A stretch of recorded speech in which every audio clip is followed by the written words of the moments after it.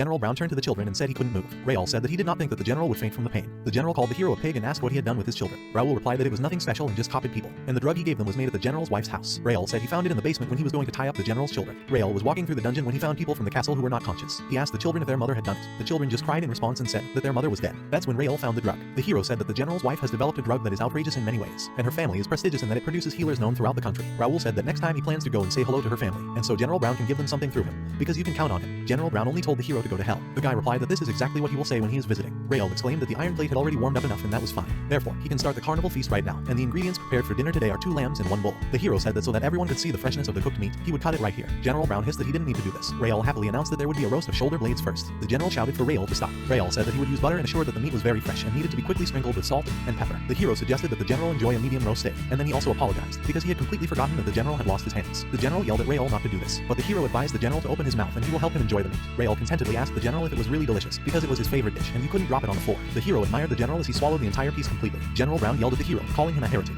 The hero replied that he was taken aback by such an accusation from the general. After all, he does the same thing that the general did before with people. Raoul laughed and said that next on the menu will be the thigh, ribs, tripe, and the tongue. The hero claimed a full course of sheep for a special general's dinner. Raoul said that now it was the general's son's turn and he needed to be fed bull meat. The hero asked the general if he had any special requests for his son. Raoul suggested that we start with the shoulder, because there is also excellent meat there. Adam squawked contentedly and said that he loved meat very much. Raoul jokingly told the general that like a father, so is the son, and he is absolutely blissful. General Brown begged the king to pardon his eldest son, his heir, let him lie, and he doesn't care about the younger son. If someone is going to die, then let it be the younger one. General Brown began to beg for forgiveness and begged to be released with his eldest son. Raoul reminded the general that this was how his mother had asked him to save her son's life, in the very village that the general had burned down. Raoul advised the general to remember what he had done with his mother's body, because he would face the same